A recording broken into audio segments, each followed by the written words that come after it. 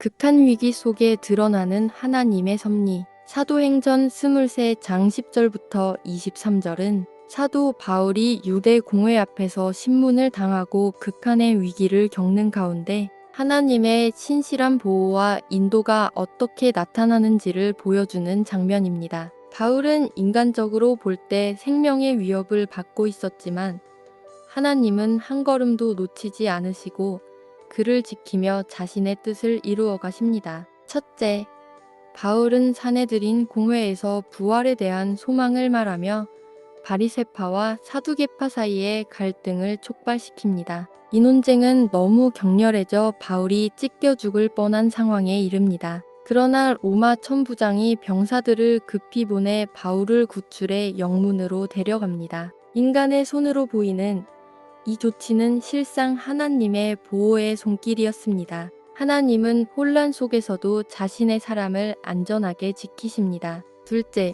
주님의 약속과 위로입니다. 밤에 주님께서 바울 곁에 서서 담대하라 말씀하십니다. 예루살렘에서처럼 로마에서도 복음을 증언하게 될 것이라는 주님의 약속은 바울에게 새로운 용기와 방향을 주었습니다. 위기 속에서 가장 큰 힘은 상황의 변화가 아니라 주님의 음성과 약속입니다. 하나님의 계획은 단지 위기 탈출이 아니라 그 위기를 통해 더 큰 사명을 이루는 데 있습니다. 셋째, 살해 음모와 하나님의 간섭입니다. 다음 날 40명이 넘는 유대인들이 바울을 죽이기 전까지는 먹지도 마시지도 않겠다고 맹세하며 음모를 꾸밉니다. 그러나 놀랍게도 바울의 생질이 그 계획을 우연히 듣게 되고 바울에게 이를 알립니다. 바울은 생질을 천부장에게 보내 상황을 알리게 하고 하나님의 계획은 또다시 인간의 악한 계략을 뛰어넘어 실현됩니다.